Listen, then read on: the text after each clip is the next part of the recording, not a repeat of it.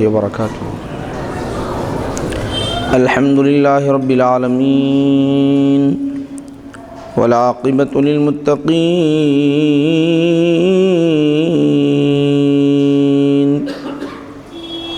والصلاة والسلام على سيد الأنبياء والمرسلين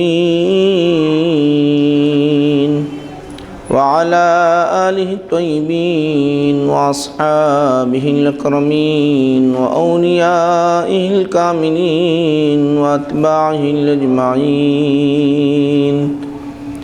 أما بعد، فأعوذ بالله من الشيطان الرجيم. بسم الله الرحمن الرحيم.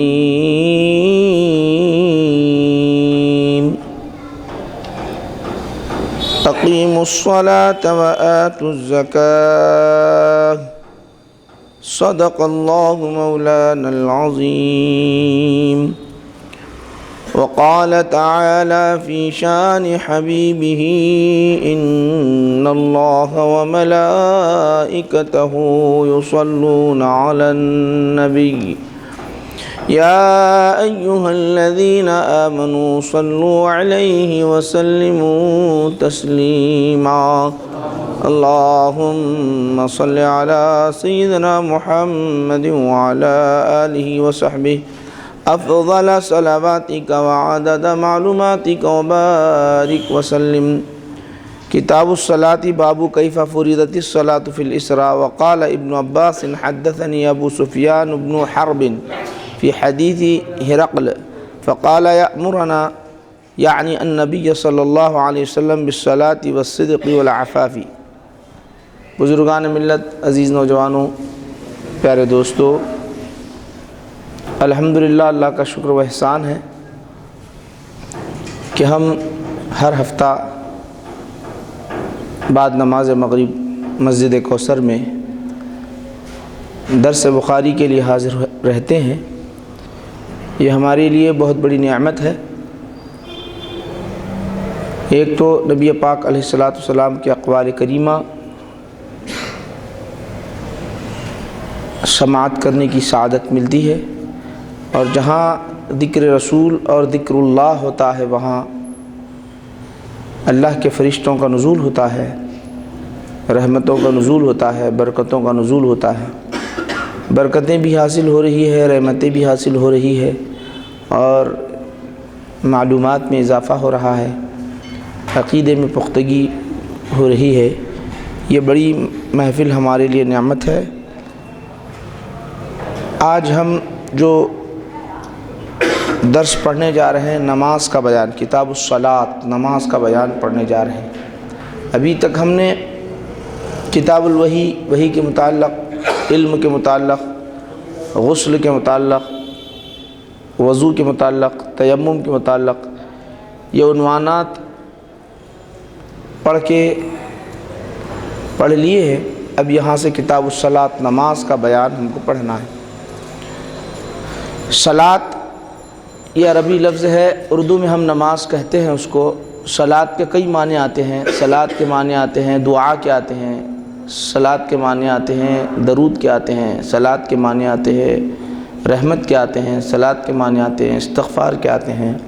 صلاۃ کے لغوی معنی اگر دیکھیں تو جلنے اور جلانے کے معنی آتے ہیں. تو یہ تمام معنی آج ہم جس پہلو پر صلاۃ کے بارے میں پڑھنے جا رہے ہیں وہ نماز مراد ہے، اللہ تعالیٰ کی عبادت مراد ہے. یہاں جو ہم پڑھنے جا رہے ہیں صلاۃ سے مراد جو ہے اللہ کی عبادت، جو اللہ سبحانہ و تعالیٰ اپنے بندوں پر، مومن بندوں پر جو فرض کی ہے وہ ذکر ہم سننے جا رہے ہیں. اب یہ صلاۃ کب فرض ہوئی، سب سے پہلے اس کا تذکرہ امام بخاری لا رہے ہیں.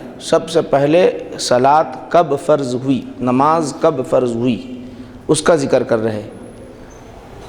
نماز کی فرضیت کا تذکرہ ہو رہا ہے. نماز کی فرضیت کے متعلق امام بخاری جو لائے ہے پوری طویل حدیث معراج میں ہم جو پڑھتے اور سنتے ہیں وہ طویل حدیث کو لیا ہے. ایک ہی حدیث لائے، اس کے بعد دوسری حدیث دوسرے مقام پر معراج کا واقعہ جہاں آئے گا وہاں پر جو ہے دوسری حدیث، اور دوسری جگہ معراج کے واقعے کے ضمن میں اس کو بھی لائے ہیں. تو اب یہاں جو حدیث لائے ہیں معراج کا واقعہ پورا مکمل ذکر کیا گیا اس کے اندر۔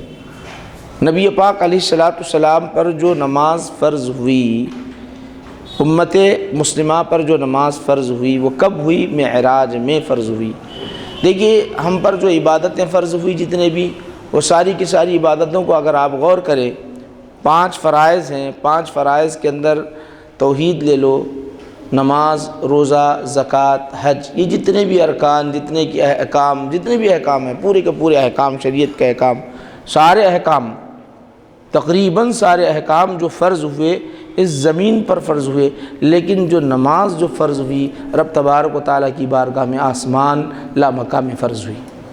نماز ایک ایسی چیز ہے، اسی لیے نبی پاک علیہ الصلوۃ والسلام نے ارشاد فرمایا معراج المومن، الصلاۃ معراج المومن، مومن کے لیے معراج عروج ہے، عروج، وہ فرضیت بھی، یعنی نماز بھی فرض ہوئی عروج میں، بلندی میں، تو نماز مومن کو بہت بلند مقام تک لے جانے والی ہے، بہت بلند مقام تک لے جانے والی چیز ہے۔ اور معراج میں فرض ہوئی، مومنوں کی معراج ہے کیا؟ مسلمانوں کی معراج ہے کیا؟ وہ نماز ہے۔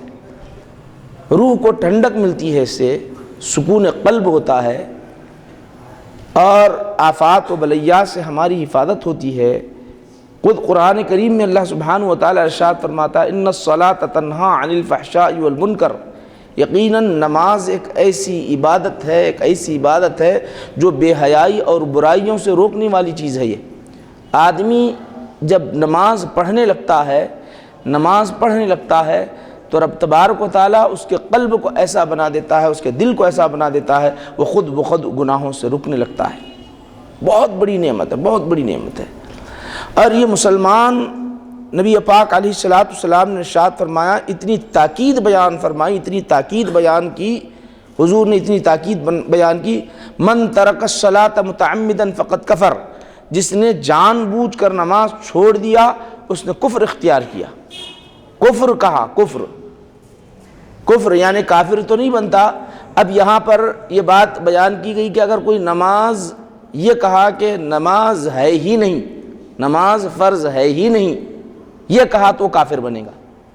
نماز نہیں پڑھ رہا تو گناہ کبیرہ کا مرتکب ہو رہا ہے، نماز نہیں پڑھتا ہے گناہ کبیرہ کا مرتکب ہو رہا ہے۔ نماز کا انکار کر دیا، نماز کا صراحتاً انکار کر دیا، نماز اسلام میں ہے ہی نہیں، فرض ہے ہی نہیں، تو مسلمان باقی نہیں رہتا، وہ کافر بن جاتا ہے۔ اب بعض حضرات یہ بھی، یہاں پر ایک بات آپ کو بیان کرنا چاہتا ہوں، عجیب دنیا میں فرقے وجود میں آئے ہیں۔ بعض حضرات یہاں تک کہتے ہیں کہ یہ دل کی نماز پڑھ لو، دل سے نماز پڑھ لو، یہ کیا ہے؟ ریاکاری، اس طرح کے تعویلات کرتے ہیں۔ دیکھیے اس طرح کی تعویلات کرتے ہیں۔ کیا تعویلات کرتے ہیں؟ یہ تو ریاکاری ہے، سب مل کر آ رہے ہیں، آ کے نماز پڑھ رہے ہیں، یہ ایک دکھاوا ہے، یہ ریاکاری ہے، یہ ایسا پڑھنے کی ضرورت نہیں ہے، بلکہ دل کی نماز پڑھ لو، دل سے اللہ کو مان لو، اسی چیز کا نام ہے نماز۔ شیطان بہکاتا اور بھٹکاتا ہے، شیطان بہکاتا اور بہکاتا ہے۔ اب ذرا بتاؤ تو صحیح، کیا صحابہ کرام رضی اللہ تعالیٰ عنہ مجمعین دل کی نماز پڑھے ہیں؟ کیا کوئی نبی علیہ الصلوۃ والسلام دل کی نماز پڑھے ہیں؟ ہم کو نماز کا طریقہ معلوم کیسے ہوا؟ حضور کو دیکھ کر ہم نے نماز پڑھی ہے؟ کیا یہ ریاکاری ہے؟ حضور نے فرمایا صلو کما رأیتمونی اصلی، تم مجھے دیکھ کر نماز پڑھو، میں جیسا نماز پڑھتا ہوں ویسے دیکھ کر نماز پڑھو۔ حضور نے قیام کیا، رکوع کیا، سجدہ کیا، قرآن کریم کے اندر رکوع کرنے کا حکم دیا گیا، قرآن کریم میں قیام کا حکم دیا گیا، قرآن کریم میں سجدے کا حکم دیا گیا۔ یہ جو سب ہے کہ دل کے اندر سجدہ کیا جائے، دل کے اندر رکوع کیا جائے، دل کے اندر قیام کیا جائے، دل کے اندر جو ہے تسبیح پڑھی جائے، یہ کیسے ممکن ہے؟ اس طرح بعض فرقے دنیا میں وجود میں آئے ہیں، گویا وہ ایک طریقے سے نماز کا انکار کر رہے ہیں۔ اگر وہ حقیقت میں اس طرح کا انکار کرتے ہیں تو مسلمان باقی نہیں رہتے، ذہن میں رکھ لیں۔ بعض ہے فرقے وجود میں آئے ہوئے۔ تو نماز جو ہوتی ہے، عبادات جو نبی پاک علیہ الصلوۃ والسلام نے جس طرح پڑھنے کا حکم دیا اور صحابہ نے نماز پڑھی ہے، ویسے ہم کو پڑھنا لازم ہے، لازم ہے۔ نہیں دل کی میں نماز پڑھتا ہوں، پھر دل سے نکاح کر لو، شادی دل سے کر لو، بس کافی ہے۔ دل سے کھانا کھا لو بس کافی ہے. دل سے کام کرنا چاہتے ہو، یہاں جب رب تبارک و تعالیٰ کی عبادت کی باری آئی تو وہاں دل کا تعلق ہوا. نکاح کی باری آئی، اپنے نفسانی خواہشات کی باری آئی، نہیں ایسا نہیں ہو سکتا، امکان نہیں ہے جب تک جو ہے عمل نہ کیا جائے. وہاں کا عقل کام کرتی ہے. اور رب تبارک و تعالیٰ کی عبادت، اس کی بارگاہ میں سجدہ ریزی کی بات آئی، اس کی بارگاہ میں جھکنے کی بات آئی، تو یہاں یہ کہتے ہو کہ قلب سے، دل سے نماز پڑھو. اور دل سے نماز پڑھنا یہ تو دکھاوا ہے، اس طرح کہنا یہ بالکل صراحتاً اجماع کے، قرآن کے، حدیث کے خلاف ہے. اگر کوئی ایسا فرقہ تمہیں ملتا ہے تو اس کے قریب نہ جائیں، ذہن میں رکھ لو. اب یہ حضور نبی پاک علیہ السلام نے جو بیان کیا، من ترک الصلاۃ متعمدا فقد کفر کا جملہ استعمال کیا، جو کوئی نماز کا انکار کرتا ہے جان بوجھ کر تو کافر ہو گیا. حضور نے ارشاد فرمایا جو کوئی جان بوجھ کر نماز کا انکار کرتا ہے وہ کافر ہو گیا. تو کافر ہونے کا مطلب یہاں یہ ہے کہ نماز شریعت میں فرض نہیں ہے بولا تو کافر ہے. پھر اس کا مقصود کیا ہے؟ مطلب ایک تعذیب کے طور پر، ڈرانے کے طور پر بڑی سخت اہمیت ہے اس کی. اور سنو، غور سے سنو. حضور ارشاد فرماتے ہیں کہ غور سے اس دماغ میں اچھی طرح، ذہن میں اچھی طرح بٹھا لو کہ نماز کو چھوڑنا رب تبارک و تعالیٰ کی ناراضگی کا سبب بن جاتا ہے. اس لیے حضور نبی پاک علیہ السلام نے تاکید کے طور پر بیان کیا.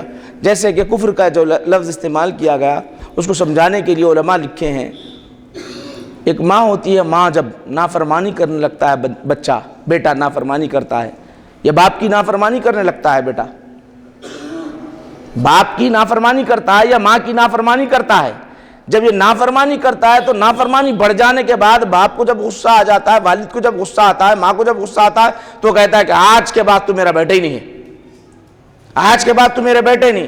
تو اب ذرا بتاؤ کہ بیٹا نہیں ہے تو کیا یہ ممکن ہے؟ نہیں، یہ اسی کی اولاد ہے، یہ جلال ہے، باپ کی طرف سے جلال ہے، ماں کی طرف سے جلال ہے جو نافرمانیاں کیا اس نے. اسی طرح جو نماز چھوڑا تو رسول پاک علیہ السلام نے ارشاد فرمایا کہ وہ گویا کفر اختیار کر رہا ہے، نافرمانی کر رہا ہے، اللہ کی ناشکری کر رہا ہے، اللہ کی ناشکری کر رہا ہے، تو کافر نہیں بنتا. ہم دیکھتے ہیں کہ کئی نماز نہیں پڑھنے والا، اکثریت آپ دیکھا جائے دنیا میں اگر دیکھا جائے تقریباً نمازوں کو چھوڑ رہے ہیں. اگر وہ کافر بن گیا تو پھر نماز جنازہ کیسے جائز ہو جائے گی اس کے لیے؟ کافر کے لیے نماز جنازہ جائز نہیں ہوگی، پھر تو نماز جنازہ بھی پڑھی جاتی ہے، اس کی نماز جنازہ پڑھی جاتی ہے. گناہ گار ہے، گناہ کبیرہ کا مرتکب ہو رہا ہے، گناہ کبیرہ کا مرتکب ہو رہا ہے. تو میرے بھائیوں نماز نہ چھوڑے، چونکہ یہ انشاءاللہ وہ احادیث شریف آ رہے ہیں، ابتدا میں بیان کیا. اب یہ حدیث کا ترجمہ سنیں، ترجمے کے ساتھ انشاءاللہ عزیز جو الفاظ آئیں گے میں اس کی وضاحت کرتا چلے جاؤں گا. عن انس بن مالک قال كان ابو ذر يحدث ان رسول اللہ صلی اللہ علیہ وسلم قال فرج عن سقف بیتی وانا بمکہ فنزل جبرائیل علیہ السلام. یہاں راوی ہے حضرت ابو ذر رضی اللہ تعالیٰ عنہ راوی ہیں، وہ کہتے ہیں کہ رسول پاک علیہ السلام نے ارشاد فرمایا میرے گھر کی چھت کو پھاڑا گیا، جبرائیل آئے، میری گھر کی چھت جو ہے شق ہو گئی اور جبرائیل گھر کی چھت سے میری پاس آئے. یہ معراج کا واقعہ ہے، اوپر سے آئے. ایک روایت میں آتا ہے کہ اوپر سے نہیں آئے، دوسری روایت میں آتا ہے کہ سامنے سے آیا. آقا نبی پاک علیہ السلام لیٹے ہوئے تھے، یہاں پہ بھی لیٹے ہوئے ہیں، میرے گھر میں میں لیٹا ہوا ہوں. یہ حتیم کعبہ کا بھی تذکرہ آتا ہے، ام ہانی کے گھر کا بھی تذکرہ آتا ہے. ام ہانی رضی اللہ عنہا کہ گھر میں آپ لیٹے ہوئے تھے، ان کا بھی تذکرہ آتا ہے. اور حضور فرماتے ہیں میں اپنے گھر میں آرام فرما رہا تھا، اوپر سے جبرائیل آئے. اوپر سے کیوں آئے اس کی وجہ بعض مختلف بیان کی ہے. چونکہ اوپر لے جانا ہے، یہ اوپر کا معاملہ ہے، لامقام میں جانا ہے، اس لیے حضرت جبرائیل اوپر سے آئے ہیں. ہمیشہ نیچے کی باتیں ہوتی ہیں، ہمیشہ نیچے کی باتیں ہوتی ہے، اوپر نہیں جانا ہوتا. اسی لیے سامنے سے زمین کی طرف سے آیا کرتے تھے حضرت جبرائیل، سامنے سے آیا. تو چھت پھاڑ کر حضرت جبرائیل علیہ السلام جب تشریف لائے تو حضور ارشاد فرماتے ہیں انا بمکہ، میں اس وقت مکہ میں تھا. حتیم کعبہ کا بھی تذکرہ آتا ہے، وہاں پر مکہ میں تھا. اس کے بعد حضرت جبرائیل آنے کے بعد عرض کی یا رسول اللہ صلی اللہ علیہ وسلم، رب تبارک و تعالیٰ آپ کو بلا رہا ہے. قال جبرائیل ففرج صدری ثم غسل بماء زمزم ثم جاء بطشت من ذهب ممتلئ حکمتا و ایمانا. ہم تقاریر میں سنتے ہیں مگر بخاری کے الفاظ سن لیجیے ترجمہ آپ کے. تو مجھے زمزم کے پاس لے جایا گیا، مجھے زمزم کے پاس لے جایا گیا. زمزم کے پاس میں گیا، جانے کے بعد میرا سینہ چاک کیا گیا. حضور نبی پاک علیہ الصلوۃ والسلام ارشاد فرماتے ہیں میرا سینہ چاک کر دیا گیا. سینہ جب چاک ہوا، حضور فرماتے ہیں میرے قلب کو نکالا گیا، نکال کر زمزم سے دھویا گیا. سونے کا جو تشت بھرا ہوا، حکمت اور ایمان سے بھرا ہوا جو تشت تھا، اللہ نے اس میں کیا حکمت ڈالی تھی اور ایمان کیا ڈالا تھا وہ اللہ ہی بہتر جانے، وہ قلب کے اندر ڈال دیا گیا، دھو دیا گیا، پھر ڈال دیا گیا. ہمارے نبی پاک علیہ الصلوۃ والسلام کے قلب انور کو جو ہے 4 مرتبہ دھویا گیا، 4 مرتبہ چاک کیا گیا، 4 مرتبہ. اب یہاں پر ایک بات آپ کو بتانا چاہتا ہوں، یہاں چاک کرنے کی ضرورت کیا تھی اور سینے مبارک کو نکالنے کی کیا ضرورت تھی، نکال کر زمزم سے دھونے کی کیا ضرورت تھی. ایک تو بات ذہن میں رکھ لیے کہ زمزم کو بھی یہ شرف ملے کہ نبی پاک علیہ الصلوۃ والسلام کا قلب، زمزم کو بھی یہ شرف ملے کہ حضور نبی پاک علیہ الصلوۃ والسلام کا قلب انور دھویا گیا، زمزم کو بھی، تاکہ امت مسلمہ بعد میں قیامت تک کے آنے والی امت مسلمہ ہے اس سے فیضیاب ہوتے رہے، اس سے فیضیاب ہوتے رہے. دوسری بات ایک بات ذہن میں رکھ لی، یہ قلب انور کو دھو دیا گیا، ایمان اور حکمت کو بھر دیا گیا. وجہ کیا ہے، اسباب کیا ہیں، سبب کیا ہے؟ حالانکہ آپ کو رب تبارک و تعالیٰ کی بارگاہ میں لے جایا جا رہا ہے. میرے بھائیو، ذرا اگر قرآن کریم کی آیات کریمہ پر اگر غور کریں، آپ قرآن کریم کی آیات کریمہ پر اگر غور کریں تو ہوگا کیا؟ حضرت موسیٰ علیہ السلام رب ارینی انظر الیک، اے پروردگار عالم میں تجھے دیکھنا چاہتا ہوں، میں تجھے دیکھنا چاہتا ہوں. اللہ سبحانہ و تعالیٰ ارشاد فرماتا ہے لن ترانی، تم نہیں دیکھ سکتے. تمہارا قلب برداشت نہیں کر سکتا، نہ تمہاری نگاہیں برداشت کر سکتی ہے، نہ تمہارا قلب برداشت کر سکتا ہے. لن ترانی، تم نہیں دیکھ سکتے، دیکھنے والا کوئی اور ہوگا، دیکھنے والا کوئی اور ہوگا. تو اب یہ قلب مبارک کو چاک کر کے ایمان اور حکمت کے ساتھ اس سے اتنا مضبوط بنا دیا گیا، اتنا قوی بنا دیا گیا، اتنا روشن بنا دیا گیا، اتنا منور بنایا گیا، اتنا ایمانی بنا دیا گیا، اتنا حکمت والا بنا دیا گیا تاکہ رب کے جلوے کو دیکھ کر اس کو برداشت کر سکے. رب کے جلوے کو دیکھ کر وہ قلب برداشت کر سکے، اس کے اندر وہ صلاحیت پیدا ہو. رب تبارک و تعالیٰ وہ صلاحیت پہلے پیدا کر کے اب اپنی بارگاہ میں بلا رہا ہے، اب اپنی بارگاہ میں بلا رہا ہے. فَأَفْرَغَهُ فِي صَدْرِي ثُمَّ أَطْبَقَهُ ثُمَّ أَخَذَ بِيَدِي فَعَرَجَ بِي إِلَى السَّمَاءِ. پھر میرے سینے کو محفوظ کر دیا گیا. اب اگر مسلم شریف دیکھیں، سیاہ ستہ کی حدیث پاک آپ دیکھیں، دیگر احادیث شریفہ دیکھیں، اس کے اندر اور تھوڑا تھوڑا واقعات الگ الگ ہیں. بخاری میں اس کے اندر آیا. میں اور ایک آپ کو یہاں دلچسپ ایک بات آپ کو بتانا چاہتا ہوں. دلچسپ بات یعنی حدیثی کی بات ہے، میں اپنی بات نہیں سنا رہا ہوں، جسے محدثین رکن سیدنا عبداللہ شاہ صاحب قبرہ رحمۃ اللہ علیہ اپنے معراج نامے میں لکھتے ہیں. یہاں براق کا بھی تذکرہ ہے، اس کے اندر براق کا بھی تذکرہ ہے. معراج نامے میں لکھتے ہیں کہ نبی پاک علیہ الصلوۃ والسلام کا جب سینے مبارک کو چاک کر دیا گیا اور اندر قلب صدر کے اندر پھر محفوظ رکھ دیا گیا، پھر آقا کی بارگاہ میں جبرائیل نے عرض کیا ہے یا رسول اللہ چلیے. حضور جب قدم آگے بڑھائے، براق کو دیکھا، سارے کائنات کو جب روشن دیکھا، میکائیل کو دیکھا، اسرافیل کو دیکھا، اسرائیل کو دیکھا، سب کو جب دیکھا، یہ سارے فرشتے آئے ہیں، بقعہ نور بنا ہوا ہے، سارا بقعہ نور جب بنا ہوا ہے. سما جب دیکھا، سما دیکھنے کے بعد حضور نبی پاک علیہ الصلوۃ والسلام کے قدم مبارک آگے نہیں بڑھے.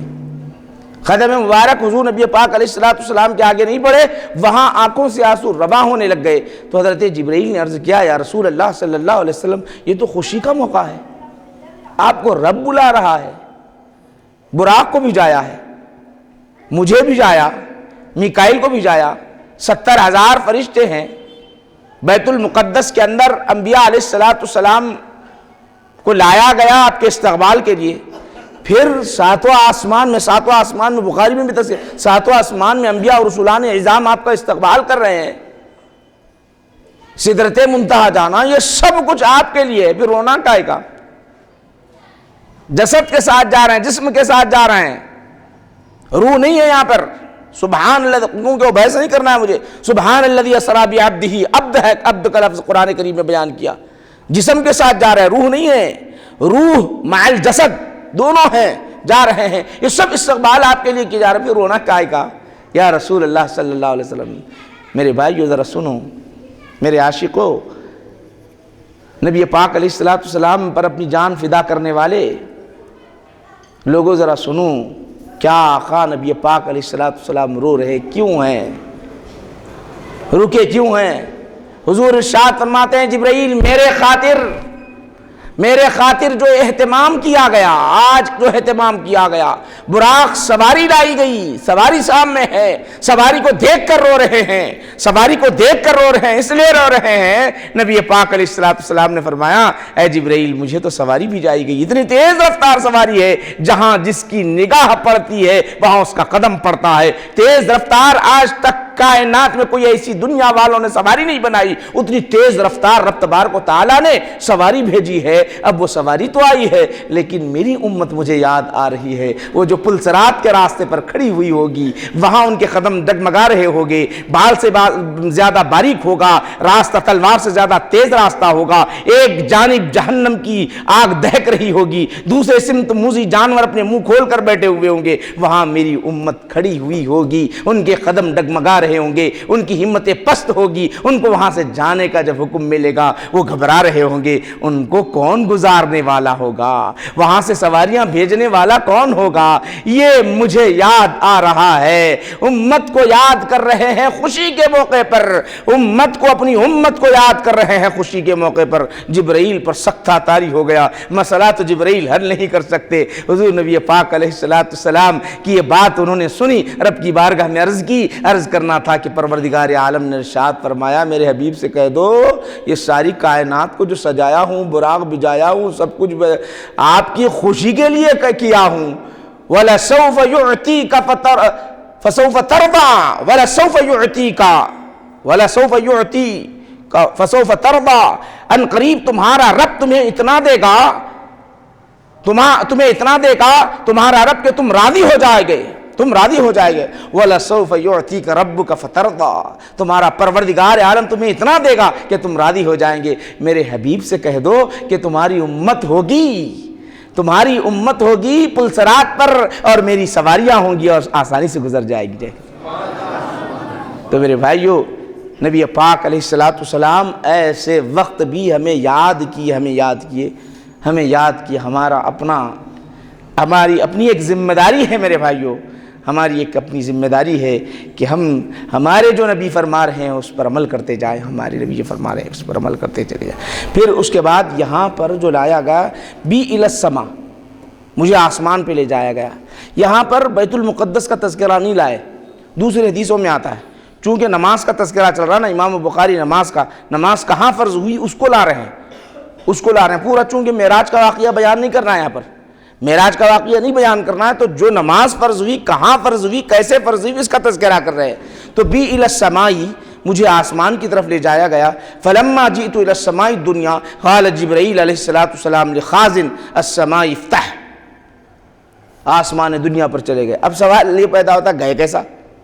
تو دوسرے روایات میں آتے ہیں، یہاں سے براق ایک سواری رہی، براق ایک سواری کے بعد اس کے بعد سواریاں بدل گئی۔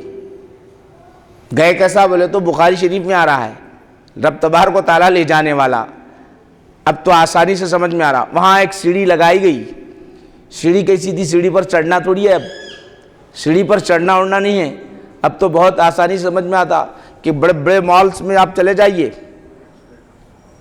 بڑے بڑے مالز میں چلے جائیے، اس کا حال کیا ہے، بیٹھ گئے اس کے اندر گلاسز کے مال بنے ہوئے تھے، لفٹ بہترین، باہر والے کو بھی خوشنما منظر، اب آپ دبئی چلے جائیں یا جو ہے مکۃ المکرمہ چلے جائیں، وہاں اگر آپ دیکھیں گے باہر سے بھی خوشنما منظر نظر آتا ہے، اندر سے بھی خوشنما منظر نظر آتا ہے، ویسی سیڑھی لگائی گئی، نہ چڑھنے کی ضرورت تھی نہ کوئی اور شے کی ضرورت تھی، بعض عقل میں سمجھ میں نہیں آتی، سیڑھی لگائی گئی، براق تو یہاں تک لے گیا، اب براق کے بعد کیا ہوگا؟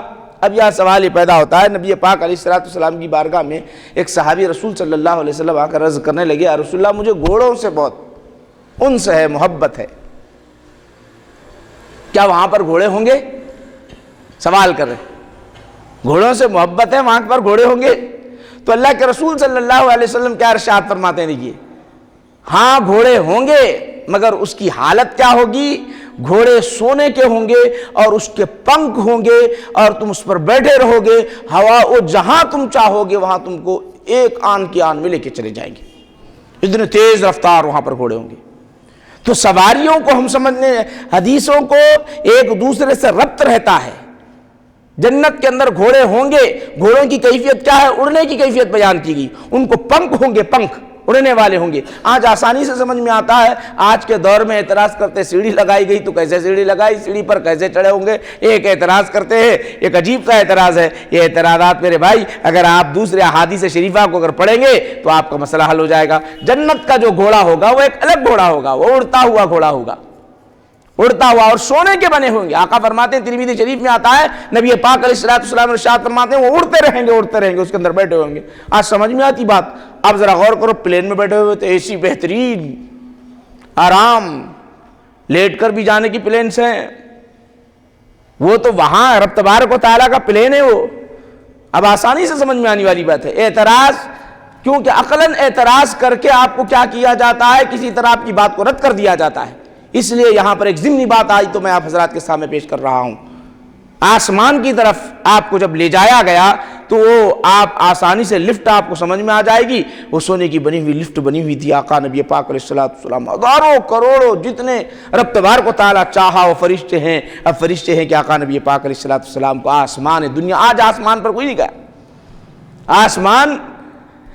آسمان تک کوئی نہیں پہنچا، چاند تک پہنچا اور اس کے علاوہ سیارات تک پہنچے مگر آسمان تک کسی نے نہیں دیکھا۔ آقا فرماتے ہیں کہ مجھے پہلے آسمان پر لے جایا گیا، دستک دی گئی، جب دستک جبرائیل نے دستک دی تو کہا من ھذا، کون ہے یہ؟ تو کہا، عرض کیا گیا کہ قال ھذا جبرائیل امین نے کہا ہل معک احد، میں جبرائیل ہوں، انہوں نے کہا کہ جبرائیل ہوں، ہل معک احد، تمہارے ساتھ کوئی ہے؟ قال نعم، ہاں میرے ساتھ، معی محمد صلی اللہ علیہ وسلم، میرے ساتھ جو ہے محمد صلی اللہ علیہ وسلم۔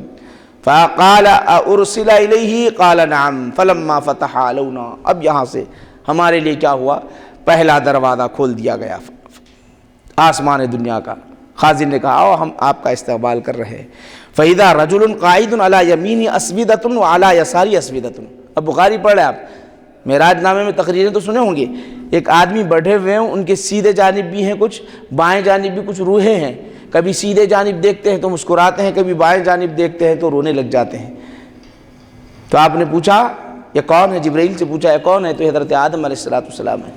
حضرت آدم علیہ السلام جب سیدھی جانب دیکھتے ہیں تو وہاں ان کی مومن مسلمان جو روحیں عابد و زاہد جو ہوں گے، جو جنت میں جانے والے ہیں، ادھر دیکھتے ہیں تو روتے، ادھر دیکھتے ہیں تو جو ہے مسکراتے ہیں، اور بائیں جانب دیکھتے ہیں تو وہاں روتے ہیں، وہ جہنم میں جانے والی۔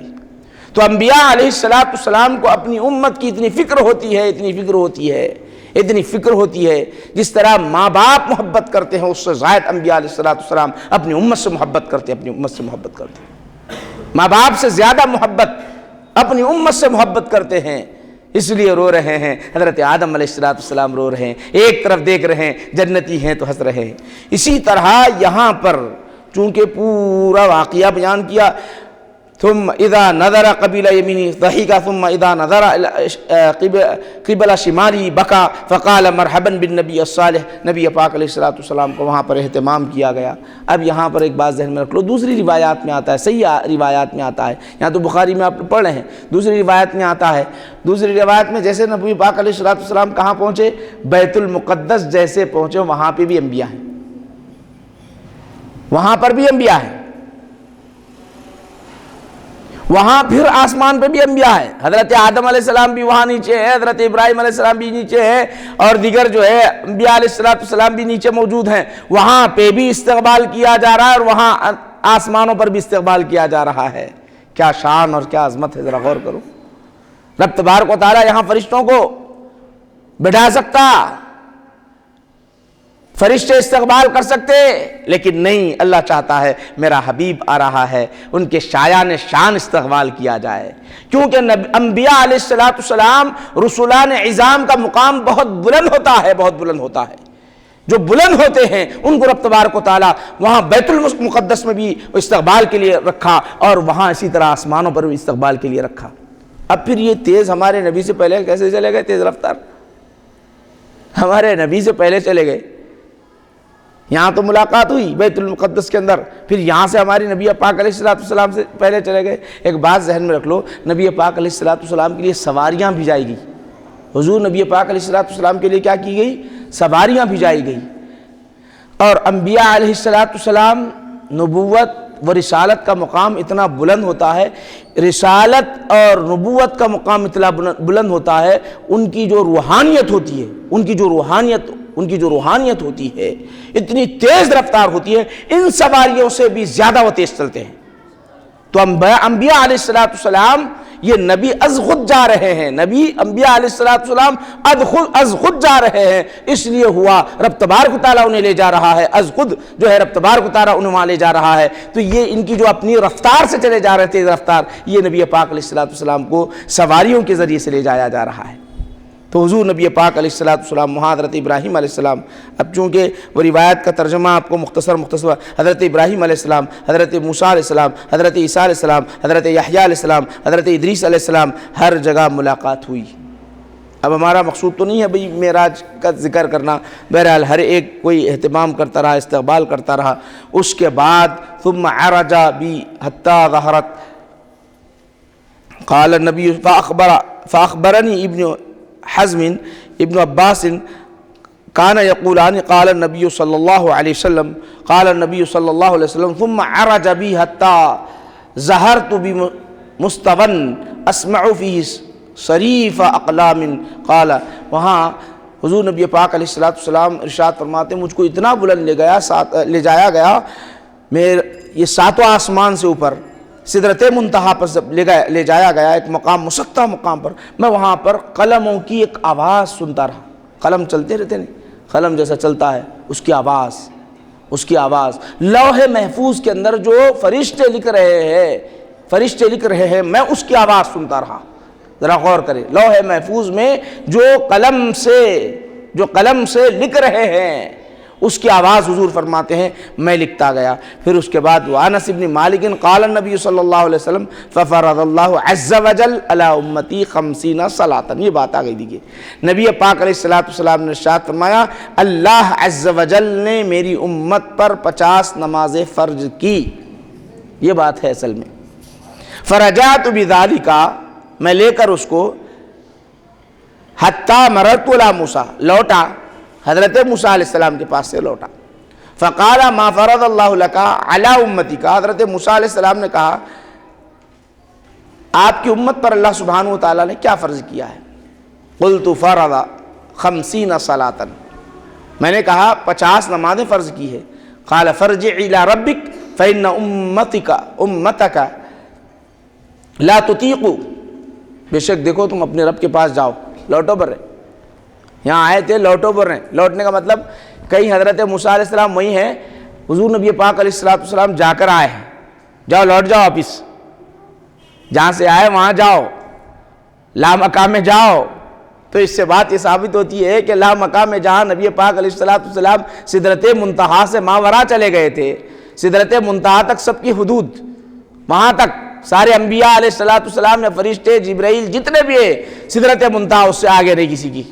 اور ہمارے نبی ہیں سدرت منتہا سے لا مقام میں بھی جا رہے ہیں، سدرت منتہا سے لا مقام میں بھی جا رہے ہیں.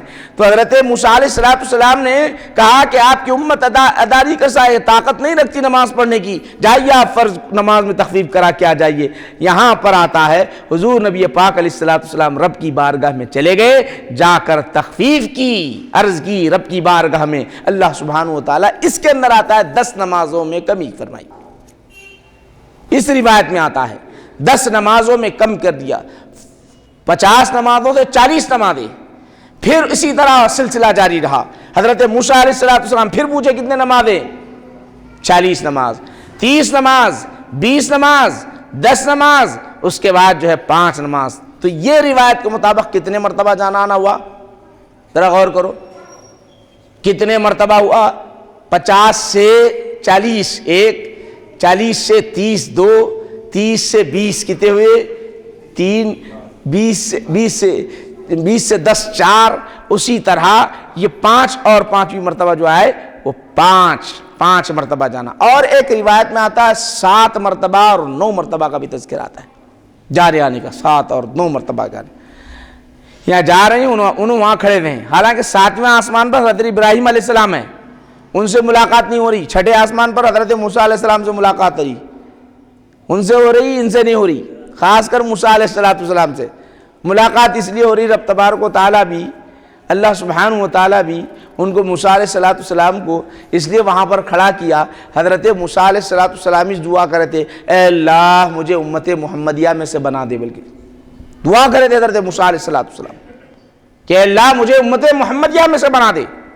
انہوں نے رب تبارک و تعالیٰ کی بارگاہ میں دعا فرمائی تھی، دعا کی تھی، تو اس لیے اللہ تعالیٰ نے وہاں پر کھڑا کر دیا.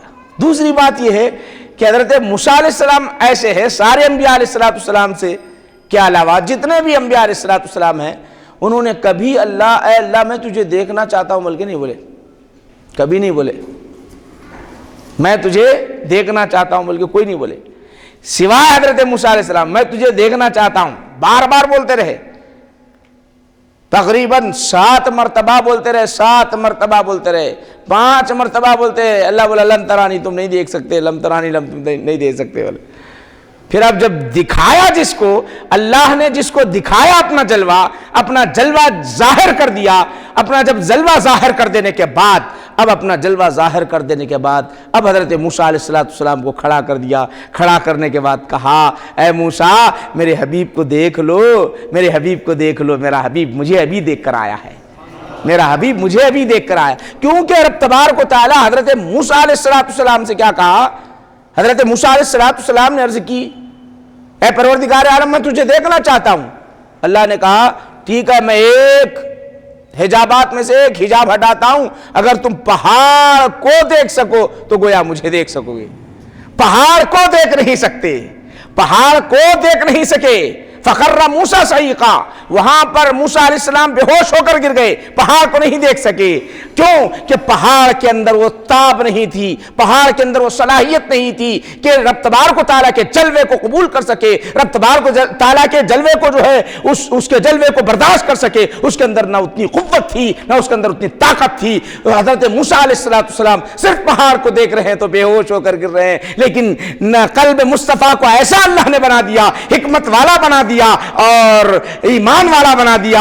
اے حبیب اب ہم تمہیں بلائے ہیں تو ہمارا جلوہ تم پر ظاہر کر دیتے ہیں. جب ہمارا جلوہ ظاہر ہوگا تو جو ہم سے دعا کیے ہیں تم اپنا چہرہ بتا دو، تم اپنا چہرہ بتا دو، تاکہ وہ کھڑے ہو سکے اور کھڑے ہو سک کر تمہارا خود دیدار کر سکے، تمہارا خود دیدار.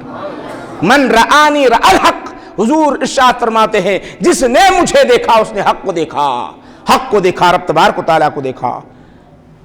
جلوہ مصطفیٰ کو حضرت موسیٰ علیہ السلام نے دیکھا، جلوہ مصطفیٰ کو 9 مرتبہ انہوں نے عرض کیا یا 7 مرتبہ، وہ روایتیں ساری ملتی ہے.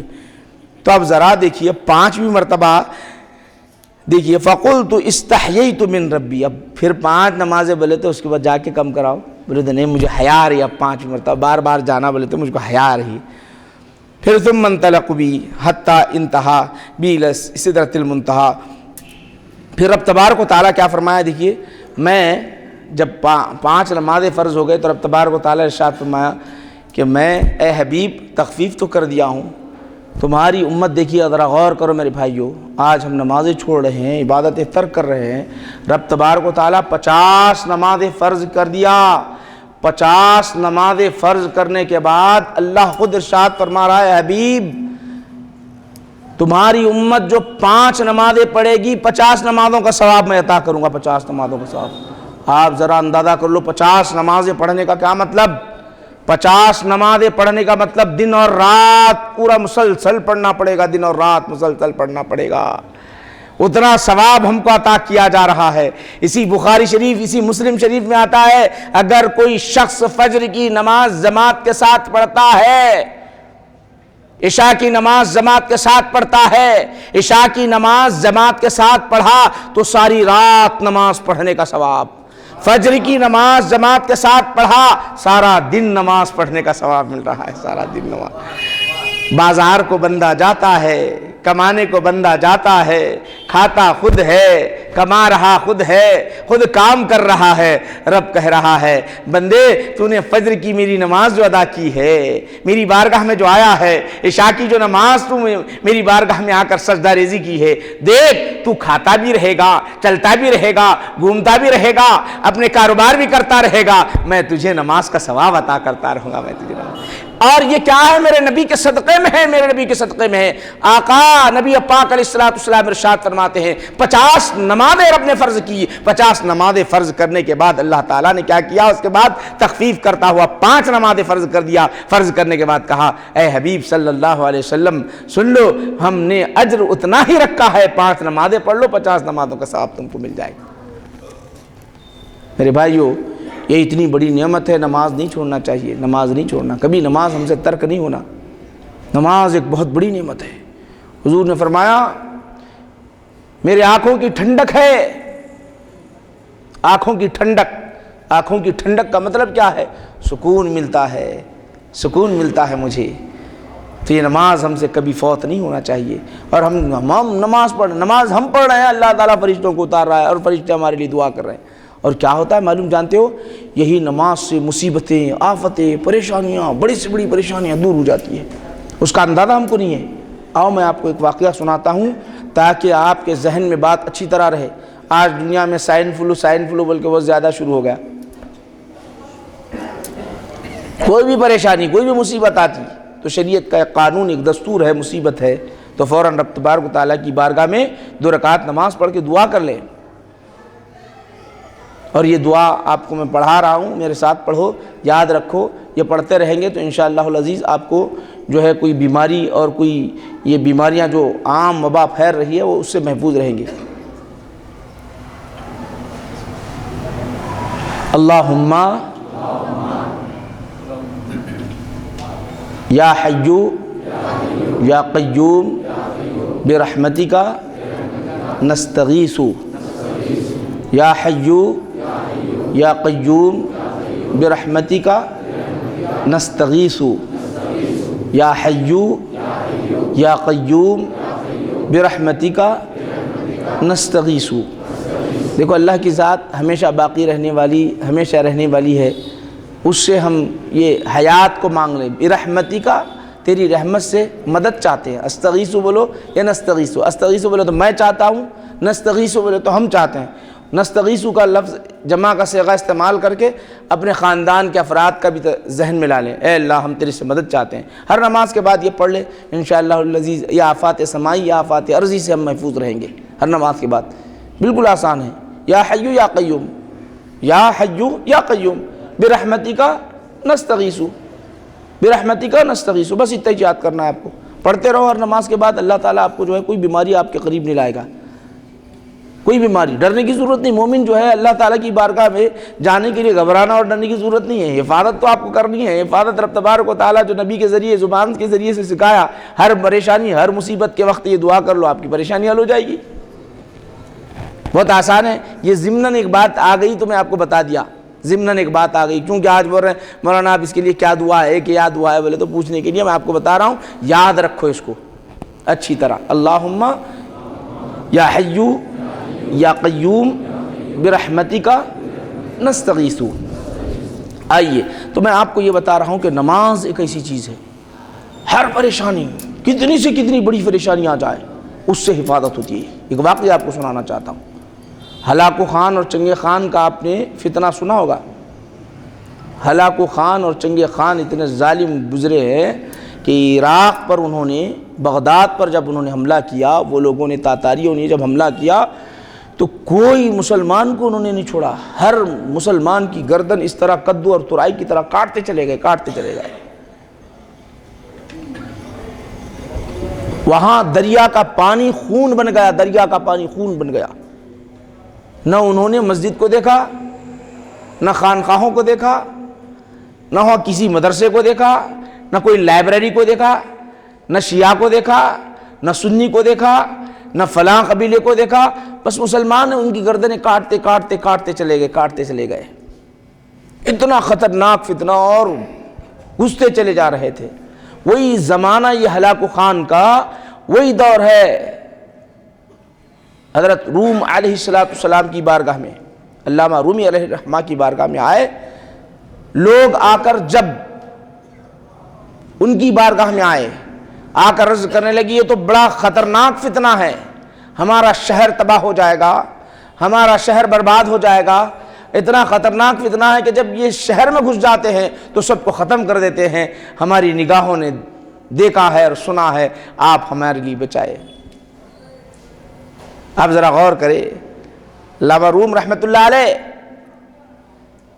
نے کہا گھبرانے کی ضرورت نہیں ہے، ڈرنے کی ضرورت نہیں ہے، وہ فتنہ آ کر کھڑا ہوا ہے شہر کے کنارے اور رات میں حملہ ہونا ہے، پورے کے پورے اب شہید ہونے والے ہیں، تو آپ مرد حق ہیں، مرد کامل، انہوں نے کہا کیا کہا، ڈرنے کی اور گھبرانے کی ضرورت نہیں ہے۔ آپ نے فوراً فرمایا، اپنے خدام سے کہا جاؤ وضو کے لیے پانی لے آؤ، وضو کے لیے پانی لایا گیا، وضو فرمائے، گھر سے نکلے، گھر سے جا رہے ہیں، مریدین معتقدین کہتے ہیں حضور والا آپ کہاں جا رہے ہو، حضور والا آپ جس سمت جا رہے ہو ادھر تو دشمن ہے، آپ کو نہیں چھوڑیں گے، آپ کو شہید کر دیں گے، گھبرا رہے ہیں، ڈر کر بول رہے ہیں، ہم نے کیوں کہا ان سے، کم سے کم ہم سب مل کر دفاع تو کر لیتے، ہم ان کا سدباب تو کر لیتے، لیکن آج ہمارے ایک مرد حق سے ہم محروم ہونے چلے جا رہے ہیں، گھبرا رہے قوم۔ آپ ہیں کہ وضو کیا اور وضو کر کے اسی طرف وہ جو آئے تھے بدمعاش ظالم جو آئے تھے ان کے سمت آگے چلنے لگ گئے، ان کے سمت آگے چلنے لگ گئے۔ ہلاکو خان کی طرف سے جو سردار تھا اس نے دیکھا کہ تنہا مرد حق آ رہا ہے، کہ اکیلا مرد حق آ رہا ہے، ارے ان کو تو ڈرنا چاہیے، ان کو تو گھبرانا چاہیے، اور یہ میری طرف آ رہا ہے، اکیلا آ رہا ہے۔ خیمے جو نصب کیا تھا ہتھیاروں کے ساتھ تھا، تلواروں کے ساتھ تھا، فوج سب لشکار سب کچھ ہے، اور یہ آگے بڑھتے چلے جا رہے ہیں، آگے بڑھتے چلے جا رہے ہیں۔ اس نے کہا ٹھہر جاؤ، فوج سے کہا سب کے سب ٹھہر جاؤ، اپنے ہتھیاروں کو لے کر کھڑے ہو جاؤ، تیروں کو لے کر کھڑے ہو گئے، تیر لیے ہوئے ہیں اور تلواریں لیے ہوئے ہیں، سواریوں کے ساتھ، سواریوں کو، فوج کے سواریوں کو کہا، فوجیوں سے کہا کہ سواریوں پر سوار ہو جاؤ اور اس پر حملہ کرنا شروع کر دو۔ تو آپ آئے، آنے کے بعد اسی وہ امیر کے خیمے کے سامنے آ گئے، آ کر قبلہ رخ ہو گئے، اور قبلہ رخ ہو کر اور آرام سے اللہ کی بارگاہ میں کھڑے ہو گئے، اللہ کی بارگاہ میں نماز پڑھنے کے لیے کھڑے ہو گئے، اللہ اکبر کہا اور رکعت باندھ لی۔ جیسے ہی رکعت باندھ لی، دونوں جہت سے، ایک تو مسلمان ادھر سے دیکھ رہے ہیں، ادھر غیر دیکھ رہے ہیں، ادھر غیر دیکھ رہے ہیں، اس نے حکم دیا جاؤ اس پر حملہ کر دو، حالت نماز میں ہے، حالت نماز میں فوج آئی، فوج آ کر جب اپنی سواریوں کو بھگانا شروع کر دی اور آپ پر حملہ کرنا چاہا، تلواروں سے مارنا چاہا، تلواروں سے مارتے چلے جا رہے ہیں، مارتے چلے جا رہے ہیں، لیکن کوئی وار نہیں لگتا، ہر تلوار ہٹ کر جا رہی ہے، ہر ایک تلوار ہٹ کر چلے جا رہی ہے۔ اس کے بعد اس نے کہا کہ اب تلوار کے علاوہ یہ تلوار کچھ کام نہیں کر رہی ہے، فوج سے کہا تیریں چلاتے چلے جاؤ، تیر چلاتے چلے جا رہے ہیں، ہر آنے والا تیر بازو سے ہٹ کر چلا جا رہا ہے، آپ نہ کوئی حرکت کر رہے ہیں، صرف رب کی بارگاہ میں کھڑے ہوئے ہیں، رب کی بارگاہ میں کھڑے ہوئے ہیں، تلواریں بازو سے چلے جا رہی ہے، تیریں بازو سے چلے جا رہے ہیں، لیکن مرد حق کو کچھ نہیں ہو رہا ہے۔ وجہ کیا ہے میرے بھائیوں، ذرا بتاؤ تو صحیح، یہ نماز ہے، یہ نماز ہے۔ وہ فرماتے ہیں میرے رب نے نبی کی زبان سے فرما دیا ہے، جب نماز کے لیے بندے مومن کھڑا ہو جاتا ہے تو اللہ کے فرشتے آتے ہیں، اللہ کے فرشتے ان کی حفاظت کرتے ہیں۔ چلو میں حضور کی وہ بات مان کر رب کی بارگاہ میں اب کھڑا ہوتا ہوں، کھڑا ہو کر اس طرح وہ کھڑے ہو گئے، نماز پڑھنے کے لیے جب کھڑے ہو گئے تو میرے بھائیوں جو وار کرتے تھے فرشتے روکتے چلے جا رہے ہیں، حفاظت ہوتے چلے جا رہی ہے۔ یہ سما جب دیکھا، مسلمانوں نے جب سما دیکھا، مسلمان بھی دیکھتے رہے، غیر بھی دیکھتے رہے، جتنا وار کرنا ہے وار کرتے چلے جا رہے ہیں، کوئی وار کا کوئی فرق نہیں ہو رہا۔ مسلمانوں نے دیکھا کہ ایک نماز پڑھنے والا فرد واحد مرد حق نماز پڑھنے والا اکیلا ہے، اور اتنی فوج ہے، سب پر بھاری ہے، اگر ہم سب مل کر نماز پڑھ لیں گے تو پھر کیا ہوگا، ہمارے لیے فتح ہوگی۔ پھر مسلمان اس مرد حق کی نماز کو دیکھ کر آگے بڑھتے رہے، مرد حق حق کے نماز کو دیکھ کر آگے بڑھتے گئے. جب سب وسطا ہو گئے, سارے کے سارے مسلمان نماز کے لیے جیسے کھڑے ہو گئے, ان کے اندر خوف طاری ہو گیا. ہلاکو خان کی جو فوج آئی تھی ہتھیار تلوار چھوڑ کر نا امید ہو کر چلے گئے, نا امید ہو کر چلے گئے. میرے بھائیو, یہ ہے نماز. نماز یہ ہے نماز. ساری پریشانی, ساری مصیبتوں کو دور کرنے والی نماز ہے, ساری مصیبتوں کو دور کرنے والی نماز ہے. آج مومن جو ہے پریشان گھومتا رہتا ہے, کبھی روزی کے لیے پریشان گھومتا رہتا ہے, کبھی جو ہے گھریلو معاملات کے لیے پریشان گھومتا رہتا ہے, ساری پریشانیاں لے کر گھوم رہا ہے. یہ گھوم رہا کیوں ہے؟ ساری پریشانیاں آئیں کیوں اس کے پاس؟ پریشانیاں آنے کی وجہ, اسباب یہ ہے کہ میرے بھائی نماز کو ہم چھوڑ بیٹھے, نماز کو چھوڑ بیٹھے. نماز کو پڑھو, دیکھو کیا مزہ آئے گا, کیسے پریشانیاں ہماری چلے جائے گی. یہ مسجد کوثر, ہماری مسجد کوثر, ہر 5 وقت جمعہ کے دن دیکھتے ہیں نیچے بھی بھرا ہوا ہے, اوپر بھی بھرا ہوا ہے, ہر طرف سے آئے انتظار کر رہے ہیں ہم کو جگہ مل جائے. جمعہ خالی جمعہ کے مسلمان, ہم جمعہ کے مسلمان, باقی دنوں میں مسلمان نہیں. یہ کیسے مسلمانی, یہ کیسی مسلمانی ہے ہماری؟ اللہ کا حکم, رسول پاک علیہ الصلوۃ والسلام کا حکم, یہ بھی عبادت. کیسی عبادت جانتے ہو؟ عبادت کیسی عبادت ہے؟ یہ عبادتیں روزہ بھی ہے, زکوٰۃ بھی ہے, حج بھی ہے, یہ اپنی جگہ عبادت ہے. لیکن نماز ایک ایسی عبادت ہے جیسے نماز کا وقت ہوتا ہے اللہ اپنے جانب سے بندوں کو ایک نمائندہ کھڑا کرتا ہے, نمائندہ کھڑا کر کے کہنے لگواتا ہے, اے بندے تو کھڑے ہو کر لوگوں کے درمیان آواز سے کہہ دے فلاح کی طرف آؤ, کامیابی کی طرف آؤ, کامیابی کی طرف آؤ. مؤذن کھڑے ہو کر اذان کہہ دیتے ہیں, کہتے ہیں کامیابی اس میں ہے میرے بھائی, کامیابی اس میں ہے. 5 وقت نماز کے لیے عبادت کی طرف, کیونکہ اہمیت ہے. رب تبارک و تعالیٰ بہت خوش ہوتا ہے بندہ جب جھکتا ہے. بندہ جب جھکتا ہے تو اللہ بہت خوش ہوتا ہے. جانتے ہو قرآن کریم میں 30ویں پارے کے اندر اللہ سبحانہ و تعالیٰ کیا ارشاد فرماتا ہے, بندے اگر تو میری سب میں زیادہ قربت اختیار کرنا چاہتا ہے, سب میں زیادہ نزدیکی اختیار کرنا چاہتا ہے, سب میں زیادہ قریب آنا چاہتا ہے, تو وہ کیا ہے؟ دیکھ بندے, وہ میری بارگاہ میں سجدہ کر لے اور میری قربت اختیار کر لے, میری قربت اختیار کر لے. اللہ تعالیٰ کہہ رہا ہے سجدہ کر لے, نماز پڑھ لے اور میری قربت اختیار کر لے. اور افسوس کی بات میرے بھائیو, افسوس کی بات یہ ہوتی ہے, بہت افسوس کی بات یہ ہوتی ہے کہ ہماری نمازوں پر نمازیں چھوٹتے چلے جا رہے ہیں, کوئی پرواہ نہیں, ہم کو کوئی پرواہ نہیں ہے. میرے بھائیو نوجوانوں, نماز نہ چھوڑنا, نماز ترک نہ کرنا. نماز جو ہے بہت بڑی نعمت ہے ہمارے لیے. حضور نبی پاک علیہ الصلوۃ والسلام نے اس کی فضیلتوں کے بارے میں بے حساب فضیلت ہے. نماز پڑھتے ہیں ہم اپن, دیکھیے عصر کی نماز اور عشاء کی نماز بخاری شریف میں آیا ہے. عصر کی نماز کے وقت ایک فرشتے کیا کرتے ہیں؟ اللہ کی بارگاہ میں چلے آتے ہیں. فجر کی نماز کے وقت ایک فرشتے, 2 جماعتیں ہوتی ہیں ان کی, پوری کی پوری ٹیم رہتی ہے, وہ آتے ہیں. کتنے مسجدہ ہے, کتنے نماز, ہر ایک کتنے ہزاروں کروڑوں لاکھوں اربوں خربوں مومن نماز پڑھنے والے ہر ایک کے پاس جا رہے ہیں, ہر ایک کے پاس جا رہے ہیں. فرشتے آ رہے ہیں, وہ پورا کا پورا لکھ رہے ہیں. یہ شروع سے آخر تک نماز پڑھتا رہا. لکھ کے کیا کرتے ہیں معلوم؟ انہوں آنے کے بعد ان کی ڈیوٹی ختم ہوتی ہے, انہوں فوراً اللہ کی بارگاہ میں جاتے. لیکن ذرا غور کیجئے, اللہ کی بارگاہ میں جاتے وہ فرشتے, اللہ کی بارگاہ میں جا کے رب تبارک و تعالیٰ پوچھتا میرے بندوں کو تم کیسے چھوڑ کے آؤ؟ اللہ بھی پوچھتا. دیکھو کیا پیارا انداز ہے میرے بھائیو. ماں باپ, اگر کسی کا بیٹا باہر رہتا ہو, اس کا دوست امریکہ سے باہر سے آئے, اس کا دوست امریکہ باہر سے آئے, اس کا دوست جب باہر سے آئے تو ہوگا کیا؟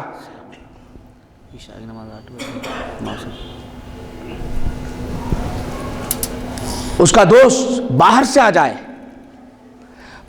جائے تو فوراً پوچھتے ہیں میرا بھائی کیسا ہے, میرا بیٹا کیسا ہے. ماں پوچھتی ہے میرا بیٹا کیسا ہے, ان کے حالات کیسے ہیں. یہ محبت بھری ماں, محبت بھری باپ پوچھتے ہیں میرا بیٹا کیسا ہے.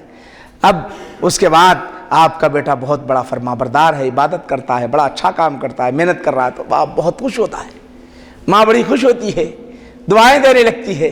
میرا بچہ بہت فرما بردار ہے. بلا تمثیل میں کہہ رہا ہوں, بلا مثال میں کہہ رہا ہوں. رب تبارک و تعالیٰ کی ذات بلند بالا ہے, اپنے بندوں کے حالات پوچھتا ہے میرے بندے کیسے ہیں. محبت ہے، میرے بندے کیسے ہیں، کیا کر رہے تھے فرشتوں بتاؤ۔ ثواب کا دینا نہ دینا وہ الگ بات ہے، مقام الگ عطا کرنا وہ الگ بات ہے، مقامات کا معاملہ الگ ہے۔ حالانکہ اللہ دیکھ رہا ہے، ہر آن دیکھ رہا ہے، ہر گھڑی دیکھ رہا ہے، ہر لمحہ دیکھ رہا ہے، ہر لمحہ دیکھنے کے باوجود اللہ کہتا ہے میرے بندے کیسے ہیں بتاؤ۔ فرشتوں سے پوچھ رہا ہے میرے بندے کیسے تھے، کیا کر رہے تھے ذرا بتاؤ تو صحیح، کیا کر رہے تھے ذرا بتاؤ۔ وہ فرشتے کہتے ہیں اے اللہ تیرے بندے نماز ادا کر رہے تھے، تیرے بندے نماز ادا کر رہے تھے۔ دوسرے فرشتے کہتے ہیں تیرے بندے نماز ادا کر رہے تھے۔ ہمارا پروردگار عالم یہ کیوں کر رہا ہے؟ جانتا ہے اللہ سبحانہ و تعالیٰ دیکھ رہا ہے، کوئی بندہ اس کی نگاہوں سے غائب نہیں ہے، اس کے باوجود بھی فرشتوں کے سامنے ذکر کرتا ہے دیکھو فرشتوں میرے بندے کتنے پیارے ہیں، کتنے پیارے ہیں، اپنے ماتھوں کو میری بارگاہ میں ٹیکے ہوئے رہتے ہیں، میرے ٹیکے ہوئے رہتے ہیں۔ فرشتوں کے درمیان تذکرہ کرتا ہے، بندے ہیں کہ غفلت میں پڑے ہوئے ہیں، بندے ہیں کہ غفلت میں پڑے ہوئے ہیں۔ فرشتے آ جا رہے کیوں ہیں؟ فرشتوں کو رب سنا رہا ہے اے فرشتوں سنو، میرے بندے مجھے منانے کے لیے نماز پڑھ رہے ہیں، مجھے بنانے کے لیے نماز پڑھ رہے ہیں، اور فرشتہ اور ہم ہیں کہ غفلت میں پڑے ہوئے ہیں۔ میرے بھائیوں ہمارا تذکرہ رب کی بارگاہ میں ہو رہا ہے، اللہ کی بارگاہ میں۔ بخاری مسلم صحاح ستہ کی حدیث ہے میرے بھائیوں، صحاح ستہ کی حدیثیں، صحاح ستہ کی حدیثیں ہیں یہ ساری کی ساری۔ اللہ پوچھتا ہے میرے بندے کیسے ہیں۔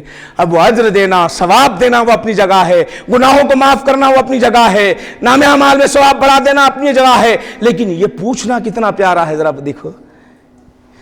اگر اس کو کوئی میرا بھائی جان لے، اس کو کبھی اگر سوچ لے میرے بھائی، تو اس نے کبھی اپنی نماز کو نہیں چھوڑے گا، کبھی نماز نہیں چھوڑے گا۔ میرے بھائیوں کوثر مسجد میں آنے والوں، یہ درس میں آنے والوں، یہ درس میں بیٹھنے والوں، ہم عزم کر لیں، ارادہ کریں کہ آج کے بعد ہم کوئی نماز نہیں چھوڑیں گے، آج کے بعد کوئی نماز نہیں، انشاءاللہ العزیز کوئی نماز ہم سے نہیں چھوٹے گی، وقت پر ادا کریں گے ہم انشاءاللہ العزیز۔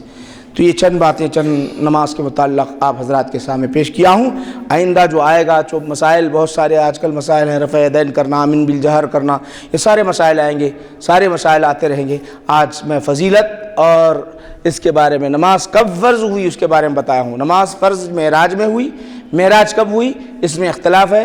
نبی پاک علیہ السلام ہجرت کرنے سے پہلے، یعنی مکہ سے مدینۃ المنورہ آنے سے 1 سال پہلے معراج، یا 16 مہینے پہلے، 16 مہینے پہلے معراج کا واقعہ پیش آیا، اس میں نماز فرض ہوئی۔ تو ہجرت یہ ہجری آج 1400 کیا چل رہی ہے، 1436، تو 1437 سال ہو گئے نماز فرض ہوئی۔ کتنے ہو گئے؟ 1437 سال گزر گئے۔ کتنے سال؟ 1437، یاد رکھو، یا اس سے 6 مہینے پہلے۔ اس سے پہلے نبی پاک علیہ السلام کون سی نماز پڑھتے تھے؟